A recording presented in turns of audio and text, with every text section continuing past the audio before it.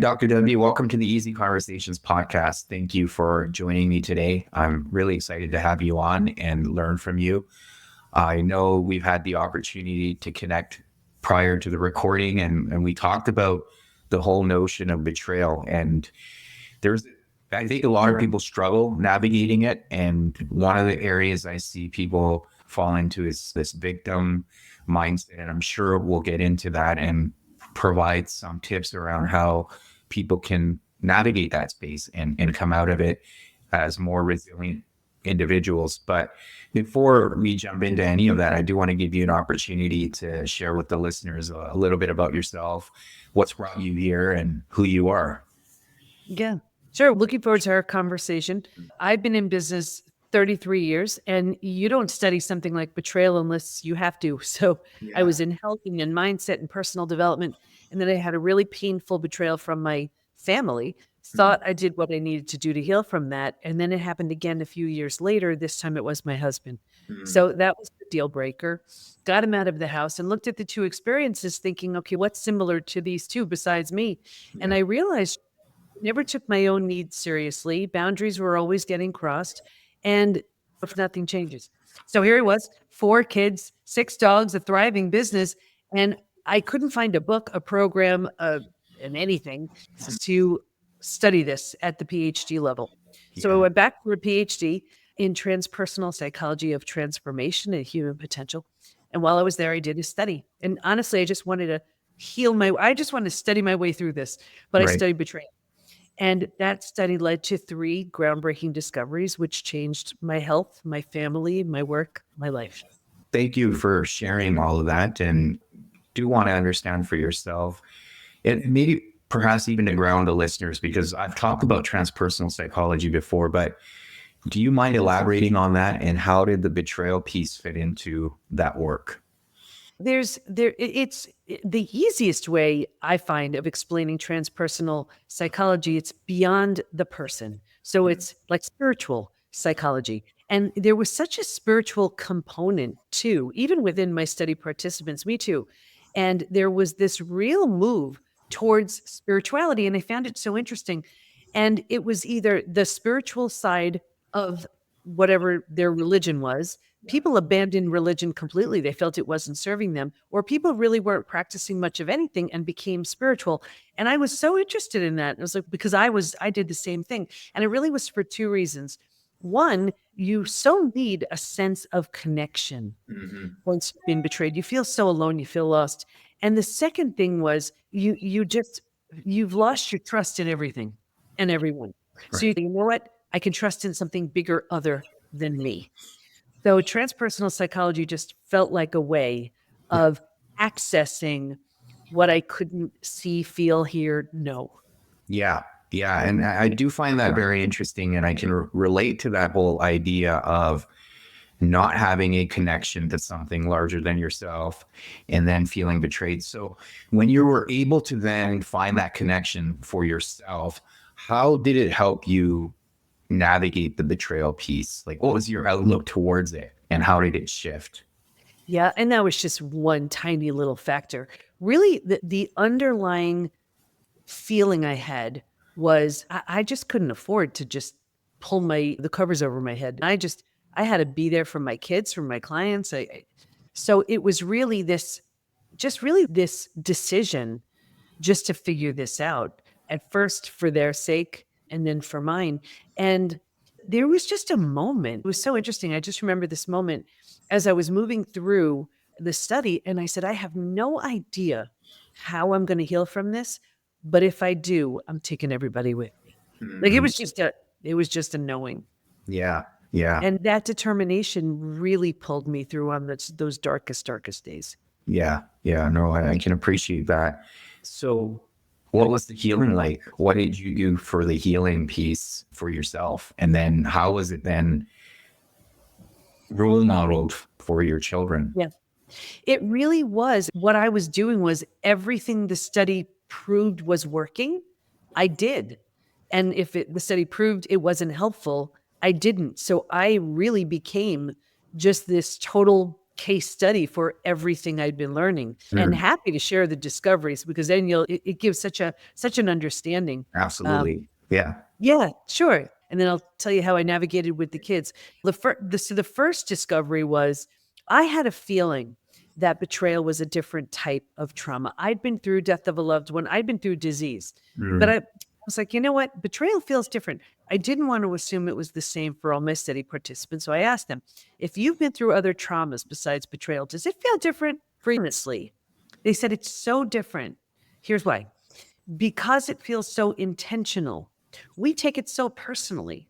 So the entire self gets shattered: yes. rejection, abandonment, belonging, confidence, worthiness, trust. Like when you lose someone you love, you grieve, you're sad, you mourn the loss. Life will never be the same. But you don't question the relationship. You don't question your ability to trust. You don't question your sanity. You do. So that betrayal is a very different type of trauma than first discovery. Yes. Yeah. And I think it's important to highlight that because we don't necessarily realize how betrayal can be a type of trauma. And once you put that lens on it, it helps you then navigate it differently rather than looking at it as primarily just grief. Right. So then once you have that understanding, what were the shifts? And yeah, let's maybe talk about how you influenced your children through that as well. Yeah. The first thing I did was I really recognized that I have 4 very different kids with very different needs that understand things in very different ways. Mhm. So it was really an opportunity, first of all, just to let all of them know this has nothing to do with you, Mhm. number 1. And I was honest, but I wasn't I didn't they didn't need to know the details. And so I let them know this is something that has absolutely nothing to do with you, and I am not at my best. I'm gonna do the best I can. So forgive me if I fall short, which I absolutely will. But Sure. you are watching me crash, but you will watch me rise. Yeah, and I think what I'm hearing from you on that too is you're creating the space for grace, that it's okay. Life's going to throw adversity at you, and it's okay if you can't always get up on your feet right away, but you have to strive for it. But having that aspect of grace there and understanding and compassion for each other. And I think that could go a long ways for children to learn that very early in life. Yeah, think about it. If they don't ever have an opportunity to see something challenging, how are they going to learn how to overcome something themselves? And I think Right. as parents, of course, we want to protect our kids from everything. Like Yeah. I remember running the luncheon when they forgot it at home or whatever it was. And I'll Yeah. never forget, even there was a time they were taking, one of my kids was taking a musical instrument, you know, like, oh, it was like a violin or something. Mhm. And I remember saying every Monday morning, don't forget that. Don't forget your violin. Don't forget. And sure enough, they'd forget it. And then I remember one Monday morning, there it was. And I was like, you can't keep saving them. And Yeah. it's such a silly little example, but they got in trouble that day at school, never forgot Mm. it again. So how do we learn these things? So they were learning what deep pain looks like, Mm. but also what healing looks. Mhm. And it was one of those things where um they also became so close during that time because it was like we were all going through battle together.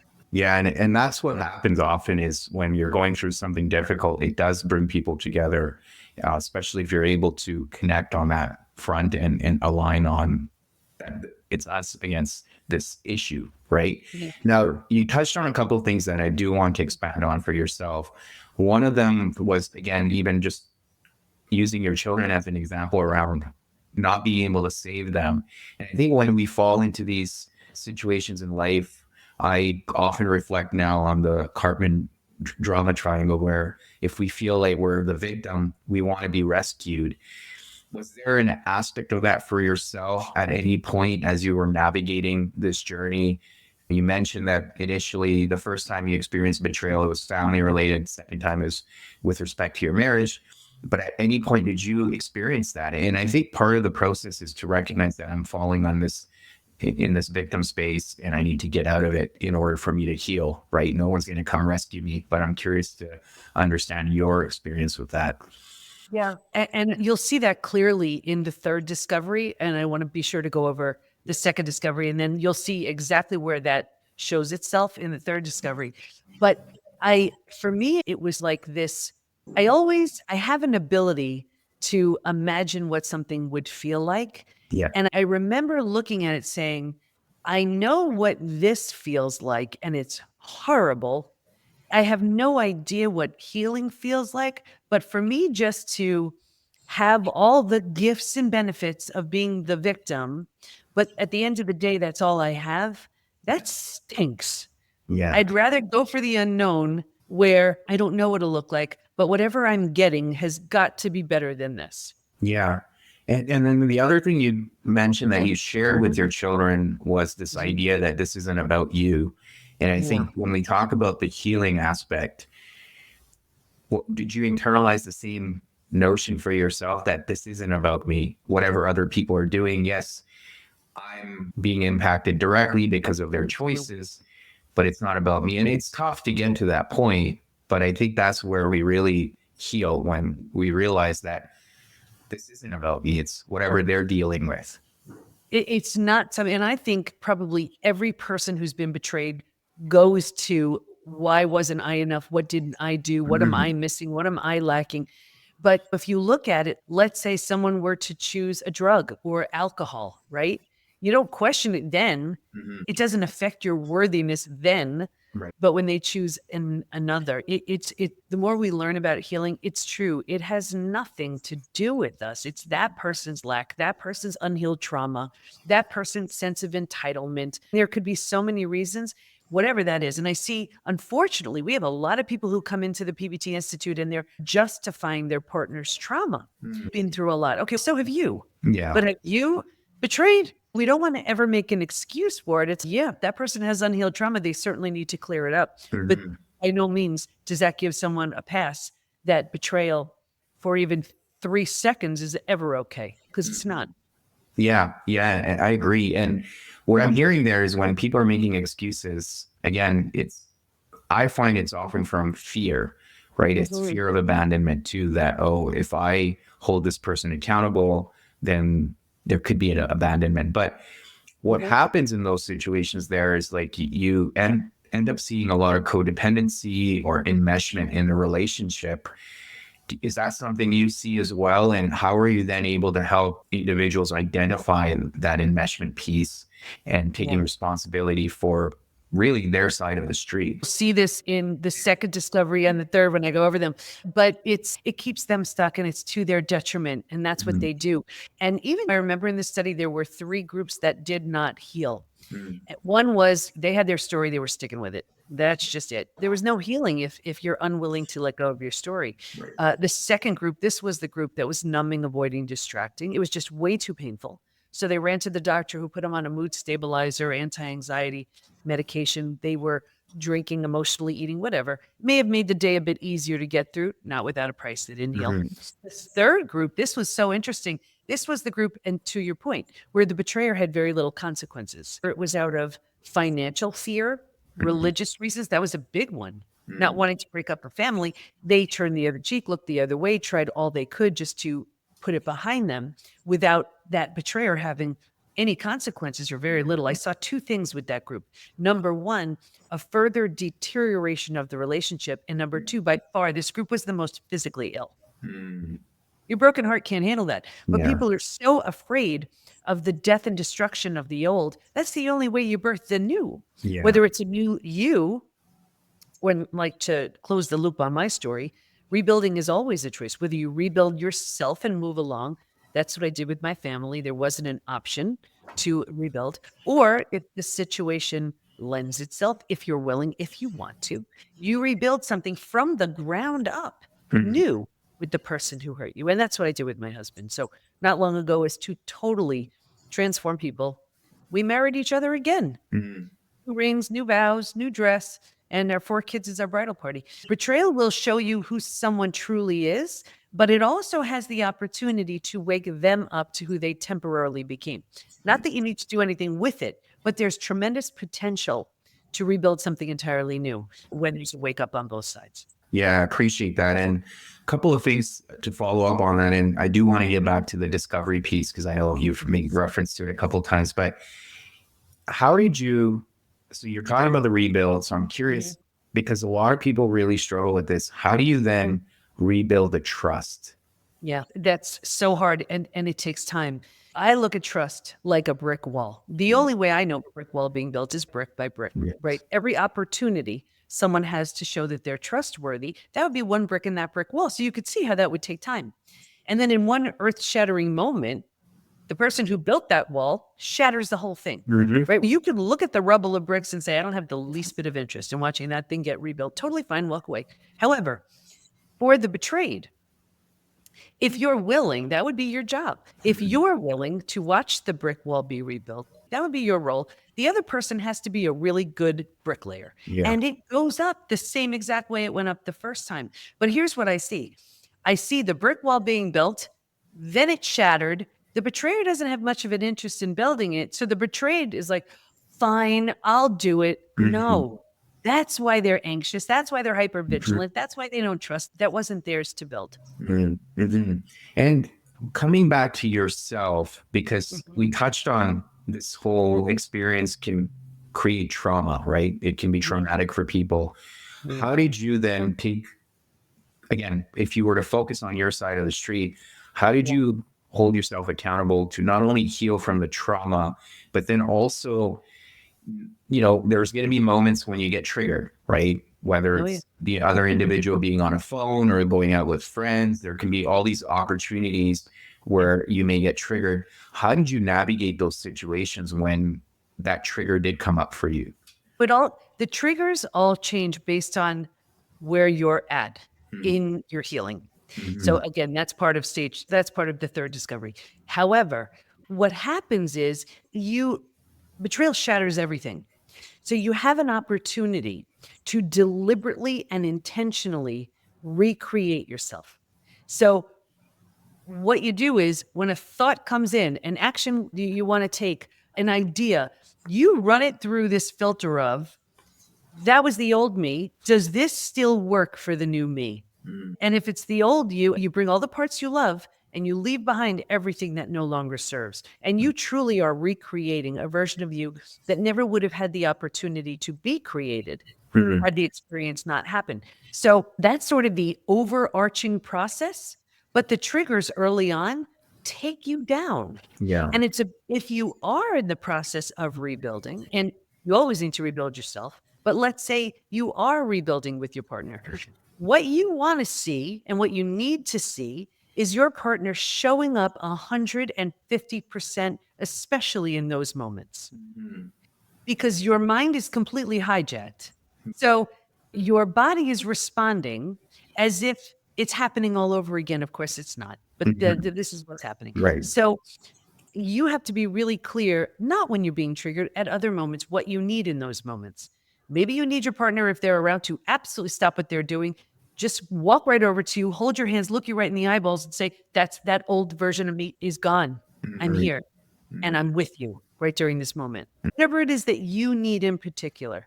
Right. But in the beginning, you need to get back into your body because your mind is hijacked. You're in the past, right? So, Right. so many things we need to do, but eventually the trajectory of it is the more healing you do, the triggers happen. It could be the same exact trigger, but they lose their emotional charge. Right. Then you start looking at them as, go me, look how I got over that one. That one Yeah. didn't even take me down.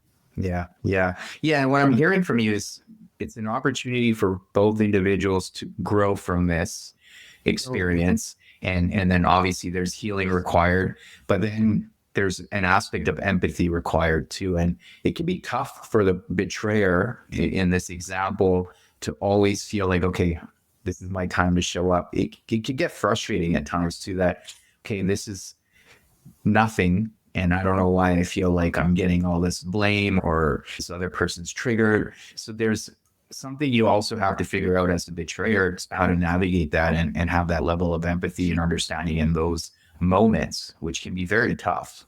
yeah, we have our rebuild program, and it's for the betrayers. So certainly not every betrayer would even be interested in Yeah. a program like that. Yeah. But empathy is a huge part of it. We give them our signature program for the betrayed so that they understand what betrayal does. Mhm. Because if they're coming from that space, like you suggested, wow, this is really hard, and sheesh, they're struggling with this again. When is this going to end?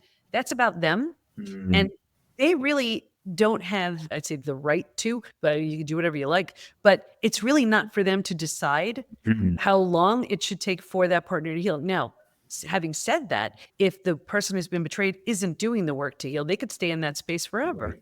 Yeah. It all depends on where they're at. So it's really a question of the betrayer has two jobs. They need to clean up whatever led to them making those decisions. And they have an opportunity to become who they're proud of. And they also, if the plan is to rebuild, they have to show up so vulnerably, so fully, so completely, and so differently. I have a group call with the betrayers once a month.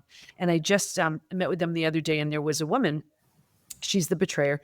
And she said, this is going to be our first conversation with a counselor. And what happens if I'm just so honest and empathetic and vulnerable and open? And what if he just is angry? I'm like, now you understand what the betrayed is going through. If you're asking that of them, that they should be willing to even open up their heart again after you shattered it in a million pieces, think of the level of vulnerability there. You just had a taste of what vulnerability feels like on your end. Yeah. Yeah. And that's very important to highlight for sure. Now, let's maybe go into the discoveries so we can understand how they flow through from one to the other. And I'm sure I'll have some questions around that as well. Yeah, sure. So the second discovery was that there's a collection of symptoms, physical, mental, and emotional, so common to betrayal. It's now known as post-betrayal syndrome. So we had over 100,000 people take our post-betrayal syndrome quiz to see to what extent they're struggling. A few things about that. We've been taught time heals all wounds. I have the proof that when it comes to betrayal, that's just not true. And I'm happy to share some of the stats if you want to hear them. Sure. Absolutely. Okay, because that would be really awkward if you said no just then. All right. So now imagine over 100,000 people, men, women, just about every country is represented. As much as you're going to hear these symptoms, listen for the numbers I'm going to share. 78% constantly revisit their experience. 81% feel a loss of personal power. 80% are hypervigilant. 94% deal with painful triggers. The most common physical symptoms, 71% have low energy, 68% struggle with their sleep, 10% have weight issues, 45% have a digestive issue. That could be Crohn's, IBS, diverticulitis, anything. The most common mental symptoms, 78% are overwhelmed, 68% can't focus, 62% can't concentrate. So just imagine that, like you can't concentrate, you have a gut issue, you're exhausted, and you still have to raise your kids, and you still have to go to work and deal with what you have to do. That's not even the emotional ones. Emotionally, 88% experience extreme sadness, 83% are very angry. And within a day, you can go back and forth 100 times. 80% have anxiety, just a few more. Percent have an inability to trust. Think about what that would lead to, right? Yeah. 67% prevent themselves from forming deep relationships because they're afraid of being hurt again. 82% find it hard to move forward. 90% want to move forward, but they don't know how. Yeah. Staggering, right? Yes. Yeah. Here's what's even crazier. Those numbers aren't even necessarily from a recent betrayal. That could be from your parent who did something awful when you were a kid. That could be from your boyfriend, girlfriend who broke your heart in high school. So that person may not know, care, remember, may not even be alive. And here we are decades later with symptoms because of what was left unhealed. The good news is heal from all of it, which was the third discovery. Yeah. And it's important to maybe expand on some of the ones that happen earlier in life. And I think because we don't have the skills or the language to be able to talk about it, I think that could often go below the surface, right? And we may not know, and we may be acting out or behaving in certain ways, but not really be able to pinpoint why there's all this happening. Why do we have this trouble trusting people or getting into deep, meaningful relationships? Do you see that often as well? Absolutely. Because think about it, once these beliefs are formed, then we can move into relationships. Not that they're good, they're similar. It's, oh, we know how to do this. Yeah. We know what to expect. We know how this works. Or let's say a belief was formed that you're not lovable, worthy, deserving, whatever it is. Think about how life would represent that Mm, in the job you have, the friends you have, in what you wear, right? In all of it, mm, when those beliefs are formed. So when that's not cleaned up, it is absolutely because of that original betrayal. And we can spot an unhealed betrayal from a mile away. And in relationships, one of the classic signs is repeat betrayals. mm, The faces change, but it's the same thing. And mhm. people think, oh, that was so painful. I'm done with them. And then they go into something very similar. Yeah. There's a profound lesson waiting to be learned. And until and unless we get that, we're going to have opportunities in the form of people to teach us. Yeah, absolutely. And what I'm hearing there is if we're not healing that aspect of our life, or we're not confronting those beliefs, Mhm. we're bound to recreating those situations over and over again. And I think that's the power of healing and really coming face to face with whatever beliefs we've been carrying around our entire life. Yeah, and usually it gets louder and it gets worse and worse. Look at my own example. So here it was my family, right? I thought I healed, I didn't know. And then it happened again, and this time it was my husband. For me to enroll in a PhD program at 50, I didn't know how I was going to pay for it, how I was going to manage the time, how I was just going to think like a student. It had been decades, but it was so enormous of a jump for me. It Mhm. changed my entire life, right? Yeah. But that's the idea. These shocking experiences, when we do something different, it changes everything. Yeah. But if all we're doing is more of the same and we're expecting life to change, it doesn't. And we Mhm. just struggle with symptoms of post betrayal syndrome. And then we wind up just medicating and suppressing symptoms. We're miserable. And that's the way our life goes. Yeah, absolutely.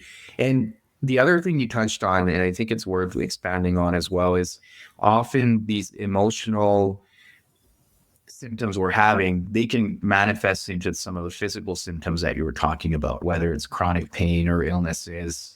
You talked about some of the digestive issues. I think that's just a representation of all the emotional turmoil we're carrying around as well. Oh, I'll give you an example. We had a woman in our community in her mid 80s, and she had a 70 plus year digestive issue Mm. from a family betrayal. She was like adopted and they didn't tell her. It was like one of those things. 70 plus years with a digestive issue, comes into our community within 2 weeks, healed from a 70 plus year digestive issue. That's what Yeah, happens. great.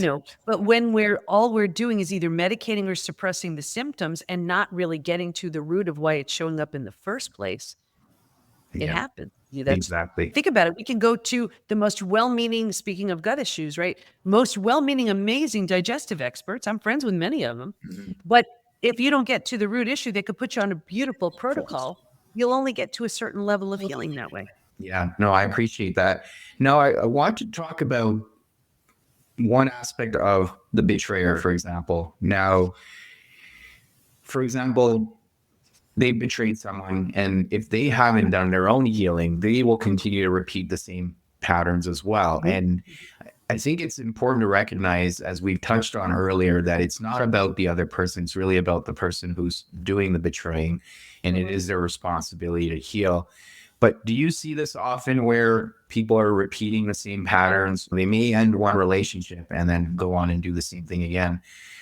That's also coming from a place of fear and pain and hurt. But I think we often lose sight of that. And it's not to excuse their behavior, but it's to, again, if we look at it from a compassionate and from a place of empathy, it's to understand what is causing that behavior. Yeah. And what they're trying to do is just outrun it. And Mm. eventually it just catches up to you. So someone who's still betraying wouldn't be in our program anyway. But very often we'll have the betrayed come in and talk about a 30-year experience of repeat betrayals. Yeah. But then when they find out there's a way to heal from all of it through the 5 stages, that's the third discovery I'd love to share. But then they're angry. They're like, I've spent 30 years stuck, and you could have spent another 30 if you didn't know there was a way through it. But I've also, having said that, I've also had people get on a call with me and say, Dr. Debi, how can you work with my mind so that I'm okay with my partner's betrayals? Not like to put it behind me, because they have no intention of stopping. Yeah. I'm not your person. Sure. Yeah. Just in that case, then the individual is just enabling their behavior in a way, right? Exactly. Because they're not holding them accountable. But on the flip side, that was the other question I had for the person that's been betrayed. Mhm. If the intention is to heal and do all the work, but there's that flip side where you can fall into just blaming the other person and using it as an opportunity to attack them. And you did this to me, and being that victim and staying in that place, which is something we talked about at the very beginning. What do people need to be mindful of when that's happening? Because that can be brutal as well, and can cause more issues than any. Yeah, they have to know that they're stuck in stage 3 out of the 5 stages from betrayal to breakthrough. That's it. When people understand the stages, they realize, oh, this is classic stage 3. That's where most people stay for life. Yeah. And when they realize that, they're saying, oh my gosh, I had every single symptom of someone tragically stuck in this stage. And you can be there 10, 20, 30 plus years. And it's a typical response and reaction to that stage. Yeah, and probably a good opportunity to get into that stage then. Sorry, the 5 stages of discovery number 3. Yeah. Yeah, sure. It's all we do within the PBT Institute. It's what I certify our coaches in. I'll give you a boiled down version. So stage 1, that's before it happens. And if you can imagine 4 legs of a table, the 4 legs being physical, mental, emotional, spiritual. What I saw with everybody, me too, was a heavy lean on the physical and mental, thinking and doing, neglecting or ignoring the emotional and the spiritual, feeling and being. If a table has 2 legs, it's easy for that table to topple over. That's us. Stage 2, shock, trauma, D-Day, discovery day. That's the scariest of all of the stages. Everybody remembers their D-Day. And here's the breakdown of the body, the mind, and the worldview. You've just ignited the stress response. You're headed for every single stress-related symptom, illness, condition, disease. Your mind is in this total state of chaos. You cannot wrap your mind around what you just learned. Your worldview is shattered. That's your mental model. Trust this person. These are the rules. And in one earth-shattering moment, every rule you've been counting on is broken. The bottom is bottomed out, and a new bottom hasn't been formed yet. It's terrifying. But think about it. If the bottom bottomed out, what would you do? You'd grab hold of anything or anyone Right.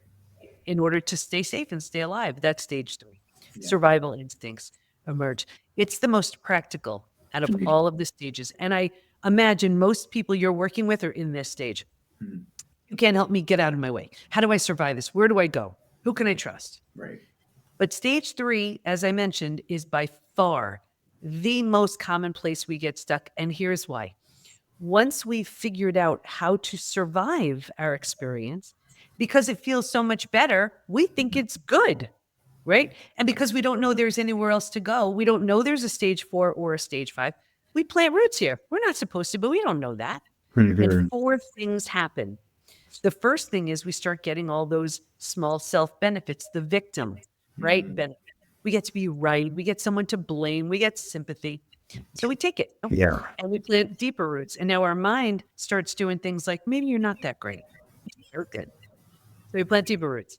Right. And now, because these are the thoughts we're thinking, this is the energy we put out. Like energy attracts like energy. So now we're attracting people and circumstances and relationships to confirm this is where we belong. This is where we're going to join that lame support group, and we're going to sabotage our healing because we found our people. This is where we're healing, but our partner has no intention of changing. So we sabotage our healing so we don't outgrow them. This is where we can go to a therapist who's not highly skilled in betrayal trauma, and that person can feel heard, validated, understood. They're not an inch closer to the next stage. Right. So we're stuck. And then it gets worse, but I'll get you out of here. Because now we're so miserable, We have so many symptoms of post-betrayal syndrome. So now we're spending our time medicating and just trying to do all we can to deal with the symptoms. And because it's so miserable, but we don't know a way out of it, now we start numbing, avoiding, distracting. So we do it for a day, a week, a month. Now it's a habit, a year, 10 years, 20 years. And I can see someone 20 years later and say, that emotional eating you're doing, that drinking, do you think that has anything to do with your betrayal? They look at me like I'm crazy. Yeah. They'd say it happened 20 years ago. All they did was put themselves in stage 3. Does that Right. make sense? Yes, absolutely. Yeah. And you Yeah. said there's 5 stages. Can I get you out of stage 3? Sure. Okay. So if you're willing, that's the biggest word right here, willing to let go of those small self benefits, grieve, mourn the loss, bunch of things you need to do. You move to stage 4 is finding and adjusting to a new normal. Here's where you acknowledge I can't undo what happened, but I control what I do with it. Right. Just in that decision, you're turning down the stress response. So you're Mhm. not healing just yet, but you just stopped the massive damage you were creating in stages 2 and stage 3. Stage 4 feels if you've ever moved. If you've ever moved to a new house, office, whatever, your stuff's not there. It's not cozy yet, but it's this like sort of hopeful excitement. Okay, we got this. But if you were to move, you don't take everything with you. You don't take the things that you've outgrown. And what I found was there's this one spot as people go from stage 3 to stage 4. If your friends weren't there for you, you didn't take them with you. That lame support group, you're done. That betrayer who's not changing, you're done. That therapist who's keeping you stuck, that's not helping, and you're done. And people say to me all the time, what the heck, is it me? Yes, it is. You're undergoing a transformation. And if they don't rise, they don't come along. Yeah. And when we've settled into this new space, we've made it mentally home, we move to the 5th, most beautiful stage. And this is healing, rebirth, and a new worldview. The body starts to heal. Self love, self care, eating well, exercise. We couldn't do that before. We didn't have the. We're making new rules, we're making new boundaries, and we have a new worldview. And the 4 legs of that table, in the beginning, it was all about physical and mental. By this point, we're solidly grounded because we're Mhm. focused on the emotional and the spiritual too. Those are the Yeah. 5 steps. Yeah. Oh, thank you for building on that. And I suppose one can be stuck in stage 3 if being the betrayed now becomes the betrayer, right? You could see that happening too, where, oh, I'm going to get back at this person or whatever. You're sitting in that vengeful state. Mhm. Then again, you're stuck in stage 3 based on how That's it. you. When you're in stage 3, you only have access to stage 3 thoughts. You're making stage 3 decisions. That's why people are like, I'm going to do it back and I'm going to do this. I'm going to do, and I always caution them, your best decision is get yourself to stage 5 Right. because then you're making decisions from a place of clarity and strength, not scarcity and fear. Yeah. Yeah. And to add to that, I am curious to understand how that spiritual component plays such a huge role, especially for people who, as you said earlier, have either dispensed with it or never had it to begin with. That can be very uncomfortable for a lot of people to navigate that territory of that spiritual side. But how does it help? Like, I could see having a deeper understanding of and being able to forgive. And I know we were going to touch on forgiveness too, but Mhm. that can help as well. But I'm curious to hear how that spiritual piece falls into place. Yeah, it really it explains the unexplainable. You Mm, like if you hear what doesn't, there's a reason for everything. yeah. Like for example, and this is a totally spiritual perspective, and many people may think this is just blown crazy. But I remember early on because I was so untrusting, Mm, and I met with an intuitive because I was like, you know what? She has a direct line and I need some help. yeah. She didn't know me from anything. And I remember before I even sat down, she just started laughing. And I'm like, what the heck is she laughing at? And she said, oh, how you two plan this. Like, what? She said, he needed something so big so he can crash and burn and be the husband, father, friend he signed up to be. And you needed to crash and burn so that you can heal and teach from this deep place of knowing. You're going to have an institute and write all these books and have this big following around betrayal. And I was like, you're crazy. Mhm. But I remember leaving thinking, I have no idea if any of that's true. But what if it is? Yeah. What if on some level that I don't know, I can't see, I can't understand, what if on some level I chose this? And I know that's going to be something that sounds really painful for a lot of people. What if on some level I chose this so that I could do something really powerful with it? Mhm. Yeah. That's where the spiritual side Yeah. really comes. Yeah. So that comes back to the whole idea of this happened for you. Mhm. Right. And Yeah. I think to your point, many people can get triggered by that too. That what do you mean this is Yep. happening for me? It hurts and it's brutal. And the other person did this. But when you're really able to step away from all of that and see it for what's meant on a universal level, you can, and I think this is where that stage 5 piece is so important, is when you're able to draw on something bigger than yourself and say, okay, I can do something with this. Yeah. This is not a perspective you can see when you're in stage 2. Absolutely not. No. Right. You just can't. You're just moving through your trauma. You have to regulate your nervous system. There's a reason why we have the activities we have and we teach what we teach at certain stages, because that's what we learned. We when the 5 stages was discovered, not only was it that we saw the stages, we learned what happens physically, mentally, and emotionally at every stage and what we need to do in order to move from one stage to the next. So if I were to suggest even something like forgiveness early on, there's no chance that would make any kind of sense. Yeah. So everything needs to happen in its right stage. Yeah.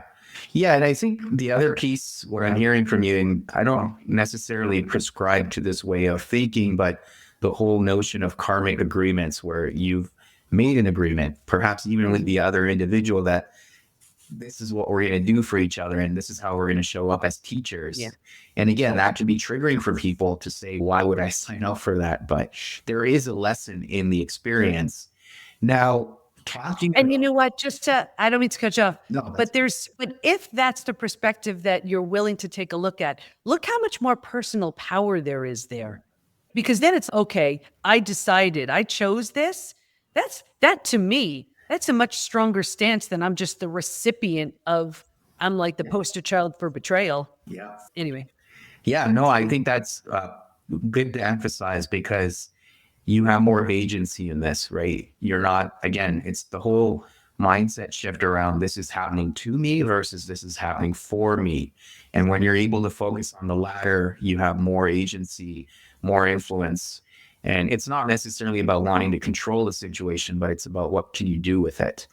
And going back to the stages, I'm assuming there could be aspects, it wouldn't be as linear as we've talked about. I'm assuming people may shift back and forth from time to time, maybe even fall into the stage 3 mindset, even though they've made progress into 4 and 5.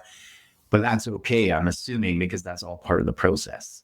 They don't really. No, the way it works is you don't skip a stage, the order doesn't change. But when you, and we even have, it's a milestones and markers checklist. Like we don't let someone move to the next stage until they have completely cleaned up the stage they're in. But it's not this very smooth line either. It's like this. You're going back and forth, but you're still moving forward. Right. So if you're firmly in stage 4, it's going to take, let's say, another betrayal. But meanwhile, your BS meter is so much more sharpened and strengthened, it's unlikely to happen.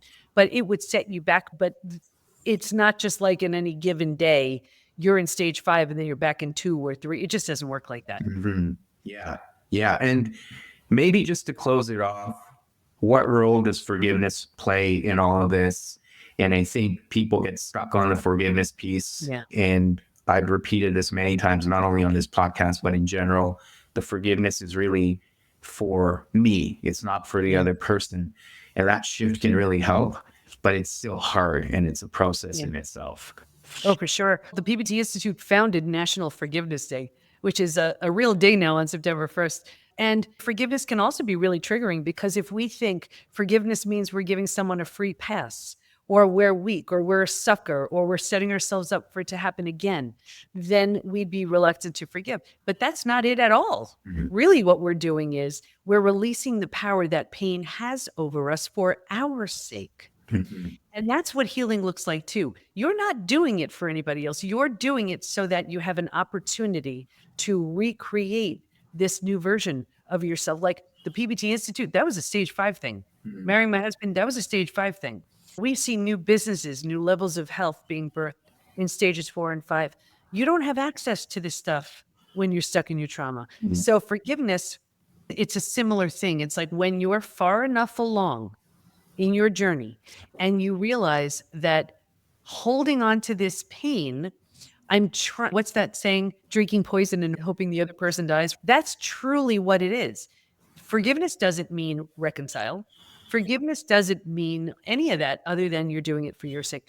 There was even in my study, I remember reading a study and it said, if you feel safe and valued and you forgive, you feel better. If you do not feel safe and valued and you forgive, you feel worse. And I upped it a little bit. I said, what would happen if we exchanged the word forgive to reconcile? And it Mhm. would sound like this. If I feel safe and valued and I reconcile, I feel better. If I do not feel safe and valued and I reconcile, I feel worse.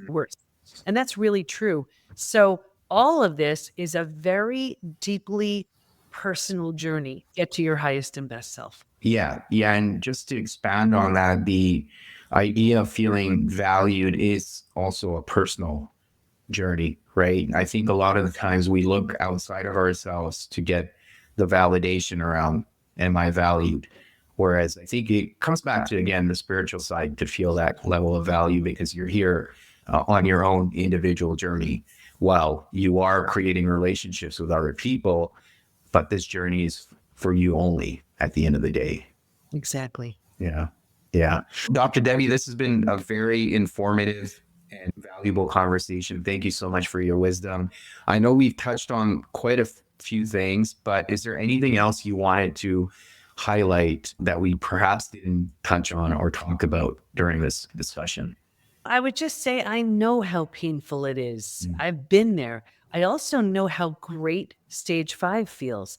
And I didn't do anything anybody else couldn't do. You owe it to yourself to move through the stages so you can experience a version of you that is healthy, whole, healed, confident, happy, empowered. Mm. And that's the version of you that moves through the stages. Yeah. And would you say you wouldn't be where you are today if it were not for this experience? 100%. Listen, I'm not ready to go thanking my family or my husband, but the truth is, I would not be who I am, and my family wouldn't be who we are if this Mm. didn't.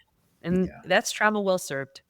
Yeah, no, I appreciate that. So thank you so much. Now, for listeners that want to learn more about your work or even find you online, what are some ways they can do that? Everything can be found at the PBT, as in post betrayal transformation, thepbtinstitute.com.